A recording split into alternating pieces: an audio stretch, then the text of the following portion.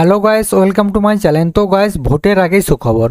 তো গাইস, তোমরা দেখতে পাচ্ছ এখানে এটা বলা হচ্ছে সবাই ফেরত পাবে টাকা রোজভ্যালির। আমানতকারীদের অর্থ ফেরাতে খুললো ওয়েবসাইট। তো গাইস, আর কি বলা হচ্ছে? তো গাইস, এখানে দেখতে পাচ্ছ এখানে এটা বলা হচ্ছে রোজভ্যালি ক্যান্ডে সর্বস্ব খুইয়ে বহু আমানতকারী বসেছেন পথে। আগেই সরকারের তরফে আশ্বাস দেওয়া হয়েছিল যে আমানতকারীদের টাকা ফেরানোর ব্যবস্থা করা হবে। আর এবার শুরু হলো সেই সব আমানতকারীদের টাকা ফেরতের দেওয়ার প্রক্রিয়া। ঠিক আছে, তো আর কি বলা হচ্ছে? হাইকোর্টের নির্দেশ মেনে এবার একটি ওয়েবসাইট খুলেছে অ্যাসেটস ডিপোজাল কমিটি। ঠিক আছে, এই ওয়েবসাইট থেকে তোমাদের কিন্তু রোজভ্যালির যে টাকা তোমাদের ছিল সেই টাকাটির জন্য টাকাটি ফেরত নেওয়ার জন্য কিন্তু এখানে আবেদন করতে হবে। তো তোমরা কীভাবে আবেদন করবে দেখতে পাচ্ছ এখানে কিন্তু ওয়েবসাইট দেওয়া আছে www.rosevalleyadc.com। চলো এটা আমি কপি করে নেবো এখান থেকে, তোমাদেরকে দেখিয়ে দিচ্ছি। তো এখান থেকে আমি এটা কপি করে নেব। তো এরপর চলে আসবো আমি সিম্পলি ক্রোম ব্রাউজারেতে। তো ক্রোম ব্রাউজারে আসার পর এটা আমি সিম্পলি এখানে পেস্ট করে ফেলবো। ঠিক আছে, তোমরা টাইপ করতেও পারো এখানে www.rosevalleyadc.com, এটা তোমরা টাইপ করে সার্চ করতে পারো। তো এখান থেকে আমি সিম্পলি এটা সার্চ করে ফেলবো।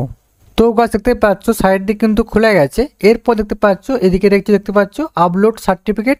আর তোমরা যদি এটা মোবাইল থেকে করো তাহলে কিন্তু থ্রি ডটটা ক্লিক করে তোমাদের কিন্তু এটা নিয়ে আসতে হবে। ঠিক আছে, তো আমি ডেস্কটপ থেকে দেখাচ্ছি তার জন্য কিন্তু এটা শো করছে না। তোমার মোবাইল থেকে করলে কিন্তু থ্রি ডটটা ক্লিক করে তোমরা কিন্তু এটা দেখতে পারবে। ঠিক আছে, তো সিম্পলি আমি এখানে ক্লিক করে ফেলবো। তো গাইস, এরপর দেখতে পাচ্ছ এখানে কিন্তু চলে আসছে ইনভেস্টর নমিনি আদার্স। তো এখানে ইনভেস্টর মানে যার নামে বন্ড আছে, রোজভ্যালির যার নামে বন্ড আছে সেই যদি নিজে থেকে অ্যাপ্লাই করে সেক্ষেত্রে কিন্তু এখানে ইনভেস্টরে সিলেক্ট রাখবে। আর নমিনি মানে ইনভেস্টরের অবর্তমানে যদি এ মারা যায় সেক্ষেত্রে কিন্তু নমিনিও অ্যাপ্লাই করতে পারে। ঠিক আছে, যদি নমিনি দিয়ে অ্যাপ্লাই করো তাহলে এখানে সিলেক্ট রেখে তোমরা কিন্তু ফর্মটা ফিল আপ করবে। প্রথমে এখানে একটা রয়েছে কোম্পানি, এখান থেকে তোমাদের বন্ডে পেয়ে যাবে কোম্পানির নাম, তোমরা এখান থেকে সিলেক্ট করবে। ঠিক আছে, এরপর ফার্স্ট ইনভেস্টর, এখানে তোমরা যদি তোমাদের বন্ডে যৌথ থাকে তাহলে কিন্তু দুজনের নাম দিতে হবে, আর সিঙ্গেল হলে কিন্তু একজনের নাম দেবে। ঠিক আছে, প্রথমে বন্ডের যে নাম আছে সেই নাম অনুযায়ী তোমরা কিন্তু এখানে টাইপ করবে। এরপরে তার এজ মানে বয়সটা এখানে লিখে দিবে। এরপর জেন্ডার মেল না ফিমেল সেটা সিলেক্ট করবে এখানে। এরপর মোবাইল নাম্বার, এরপর আইডেন্টি টাইপ, এখানে পরিচয়পত্র তোমরা এখানে যে কোনো একটা দেবে, Aadhaar card, driving licence, PAN card, passport, voter card, যে কোনো একটা তোমরা এখানে সিলেক্ট করবে।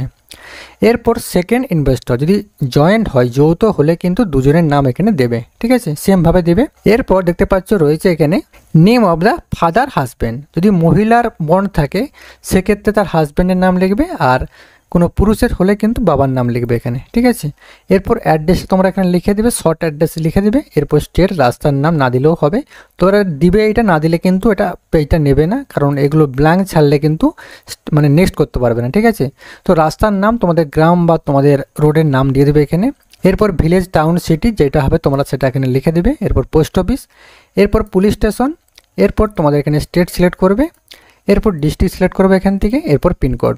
ঠিক আছে, এরপরে যে অ্যাকাউন্টে তোমরা টাকাটি নেবে সেই অ্যাকাউন্টটা এখানে দিতে হবে। তো এখান থেকে তোমরা ব্যাঙ্ক সিলেক্ট করবে, এখানে যে ব্যাঙ্কগুলো আছে সেই ব্যাঙ্কই তোমাদেরকে সিলেক্ট করতে হবে, এর বাইরে কিন্তু সিলেক্ট করা যাবে না। ঠিক আছে, এখান থেকে যে কোনো একটা তোমাদের যে ব্যাঙ্ক আছে সেটা সিলেক্ট করবে এখানে।